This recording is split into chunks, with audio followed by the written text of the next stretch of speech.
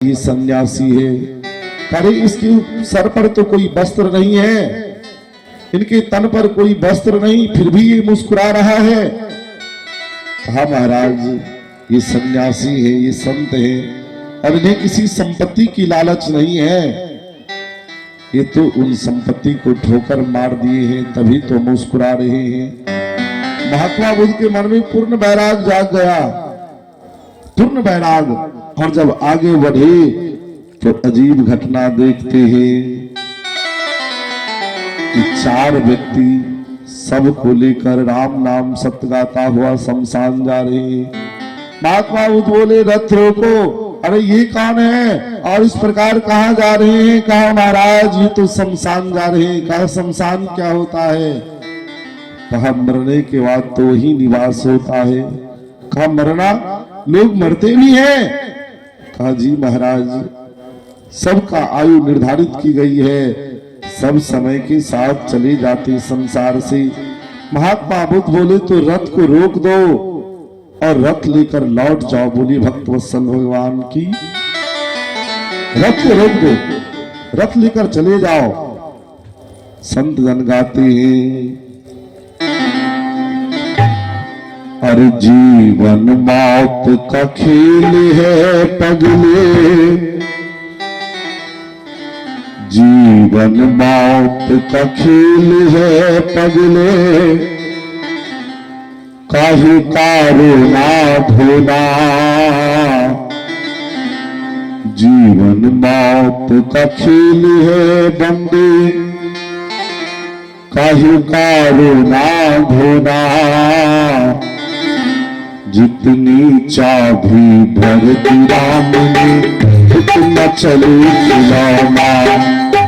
जितनी चाभी भर दी राम ने उतना चले खिलौना।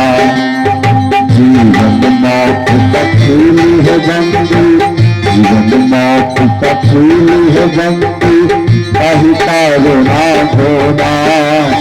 जीवन मौत का खेल है बंदे, काहे तारो ना धोना। जितनी चाभी भर दिया मुझे उतना चले खिलौना। जितनी चाभी भर दिया मुझे उतना चले खिलौना। जय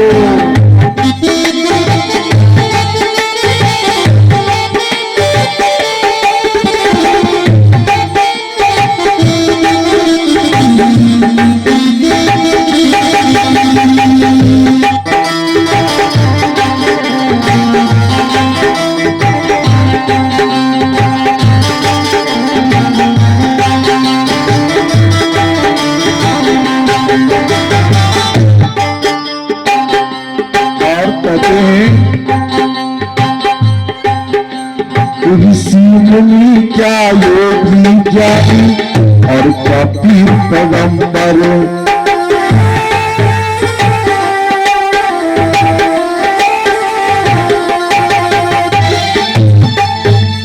ऋषि मुनि क्या योगी ज्ञानी और क्या पीर पैगंबर।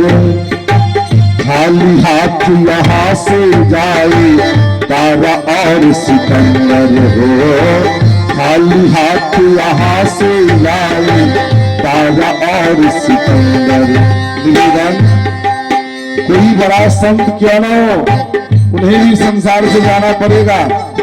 बहुत बड़े प्रांत का राजा क्यों न हो, उन्हें भी संसार से जाना पड़ेगा। जब सिकंदर लगभग देश पर राज किए और गुरु थे अरस्तु, जब मृत्यु की घड़ी आई तो गुरु महाराज से कह रहे हैं कि हे गुरुवर आप हमारी सारी संपत्ति लुटा दो और एक सेकेंड के लिए हमारी मृत्यु को टाल दो। तो महाराज अरस्तु कहते हैं कि हम सब कर सकते हैं पर ये तो विधाता के हाथ में है। संत जन कहते हैं कि सिकंदर की मकसद बरियाली थी, जब गया दुनिया से तो दोनों हाथ खाली थी। इतने बड़े प्रांत देश की मसीहा होने के बाद कहते हैं ऋषि मुनि क्या योगी ज्ञानी और क्या पीर पैगंबर। ऋषि मुनि क्या योगी ज्ञानी और क्या पीर पैगंबर। खाली हाथ यहाँ से जाए तारा और सिकंदर हो। खाली हाथ यहाँ से जाए तारा और सिकंदर। और क्या होगा? जो घुमागे साथ किसी की नहीं गया है।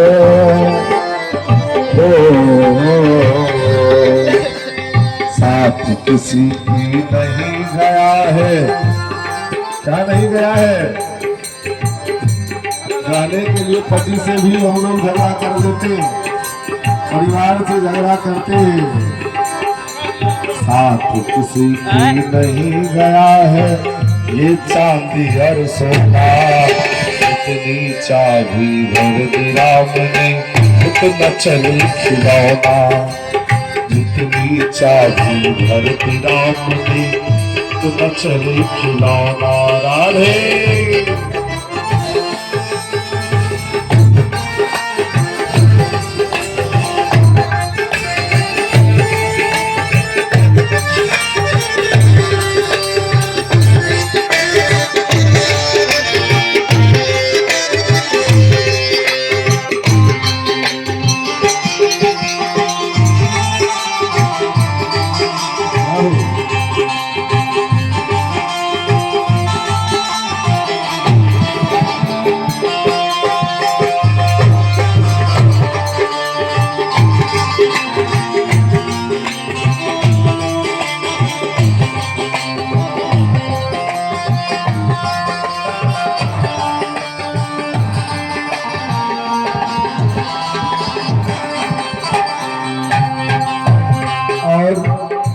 शब्दों पर ध्यान देना है साहब। कहते हैं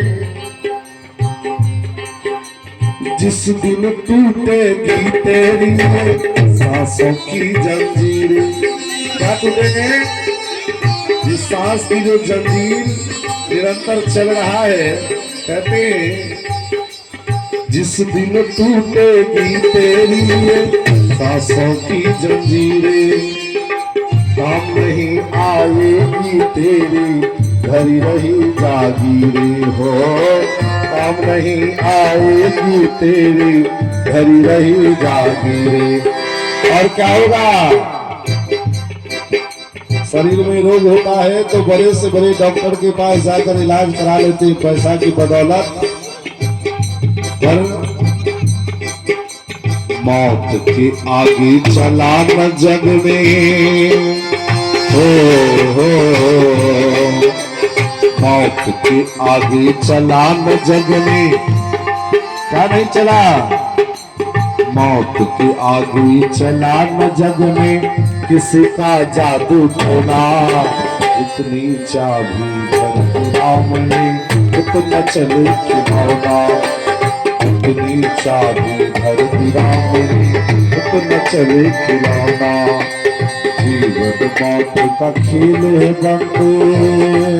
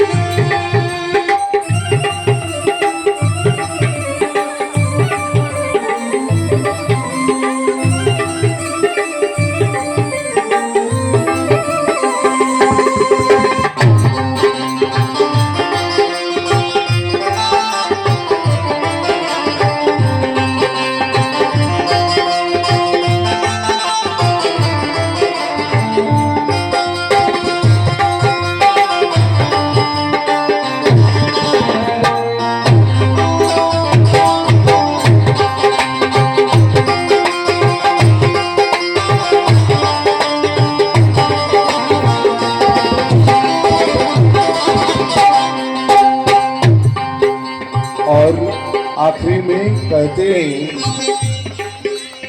कोठी बंगले महल मकान तेरी ये धन दौलत।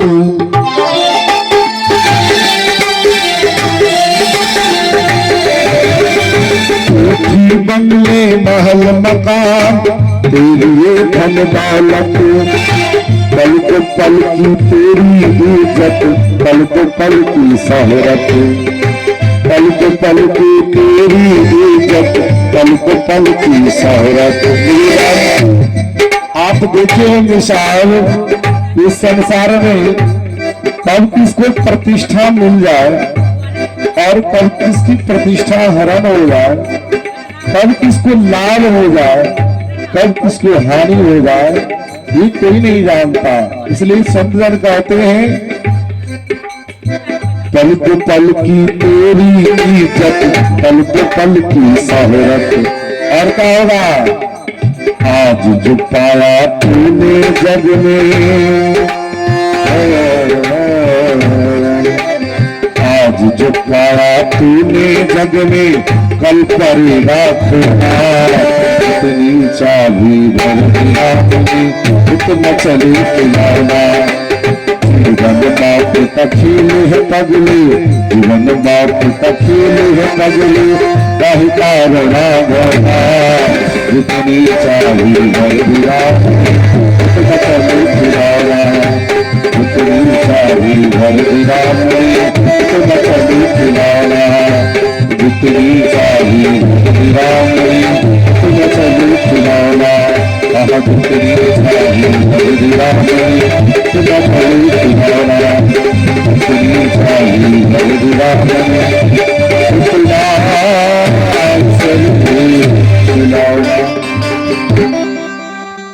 कोठी बंगले महल मकान तेरी ये धन दौलत, कुछ भी काम नहीं आता है साहब। बगल वाले तो बाद में आएंगे, परिवार वाले ही पहले कहेंगे जल्दी निकालो दुर्गंध आ रहा है, कुछ भी काम नहीं आता। तो महात्मा बुद्ध चिता को देखकर लौटा दिए कि अगर हमें भी इस चिता पर लेटना पड़ेगा तो क्या करूंगा इस शोहरत को लेकर, इस इज्जत को लेकर, इस प्रतिष्ठा को लेकर। और तिनके के समान उस राज को त्याग दिए।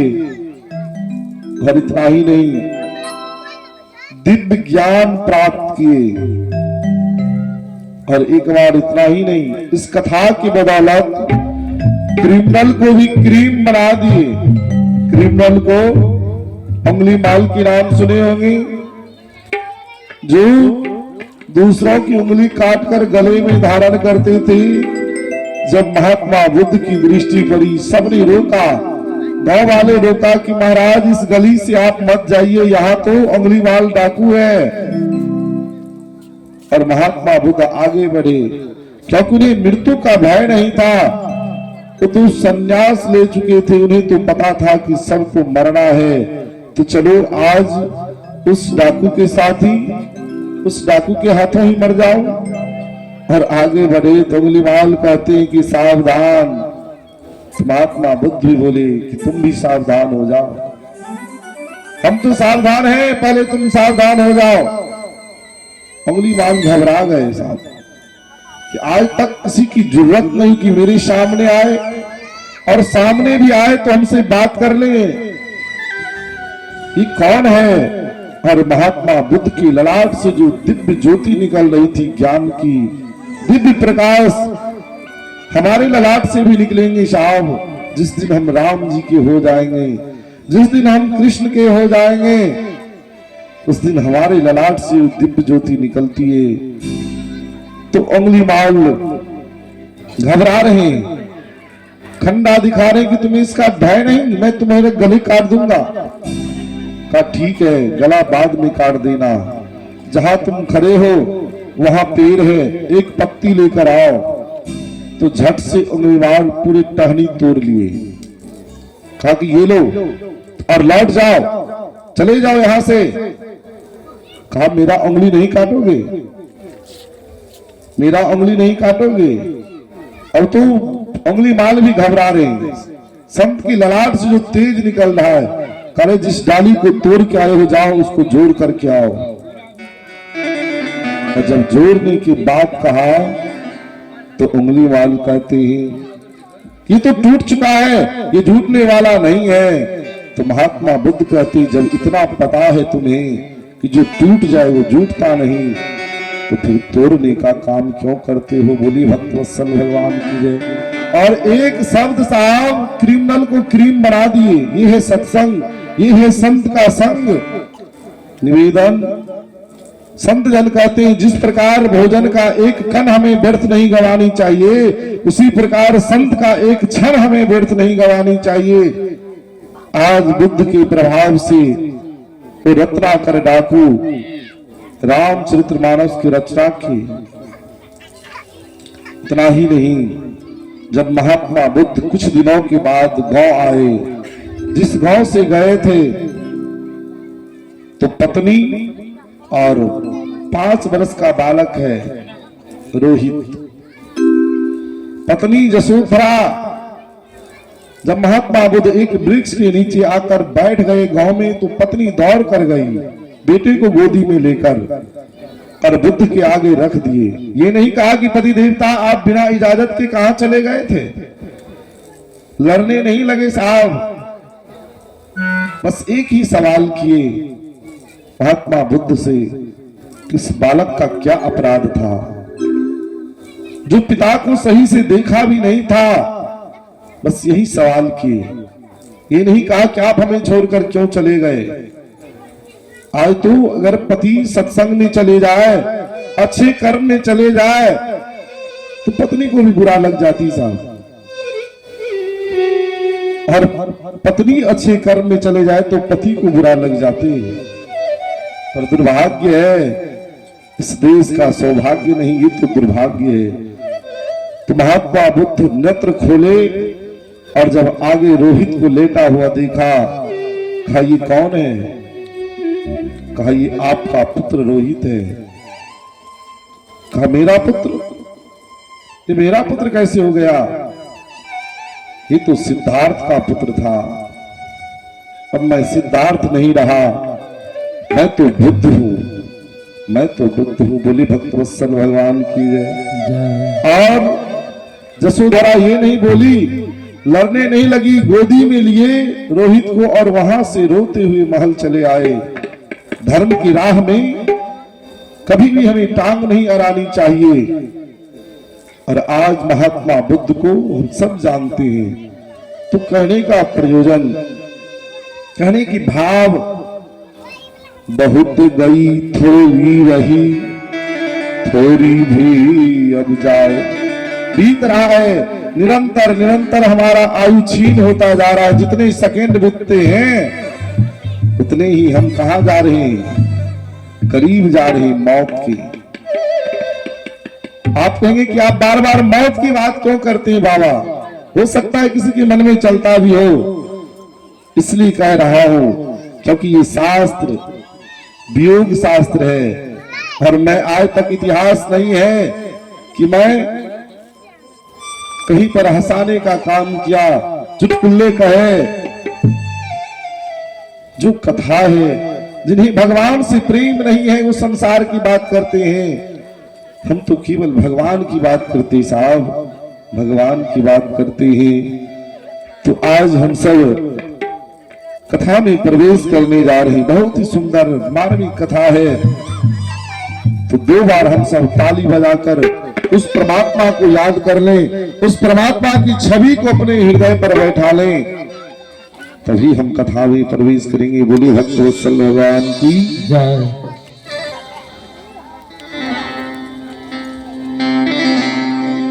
सिया राम राधे श्याम कहियो, राधे श्याम कहियो, राधे श्याम सिया राम कहियो, सिया राम कहियो, सिया राम, सिया राम कहियो, सिया राम कहियो, सिया राम कहियो, सिया राम कहियो, सिया राम कहियो, राधे श्याम कहियो, राधे श्याम कहियो। भगवान की जय। तो कल तक की परिचर्चा में हम सब श्रवण क्या की इधर आ थे गई अब कैमरा में? माता देवभूति का प्रसंग, करदम ऋषि का प्रसंग, कपिल भगवान का प्रसंग और महाराज मनु के ही वन से ये तो 2 बेटी 3 बेटी और 2 पुत्र है। कथा बहुत ही विस्तार है। जमींदार ये थे ना कि 7 दिन नहीं 7 वर्ष भी निरंतर गाते रहे तो भी भगवान की कथा पूर्ण नहीं होगी। तुम सब संक्षिप्त में दर्शन करते जाओ, क्योंकि आज भगवान कन्हैया का जन्म उत्सव है और आज एक ही लाला नहीं 2 लाला आएंगे। नवम स्कंद नहीं, श्रीमद् भागवत महापुराण में नवम स्कंद में रामचरितमानस का श्री राम जी का भी कथा है। तो हम सब भी मिथिला दर्शन करते हुए कथा में आगे बढ़ेंगे। तो महाराज मनु की पुत्री के बारे में तो हम जान लिए और 2 पुत्र है, प्रियव्रत और उत्तानपाद।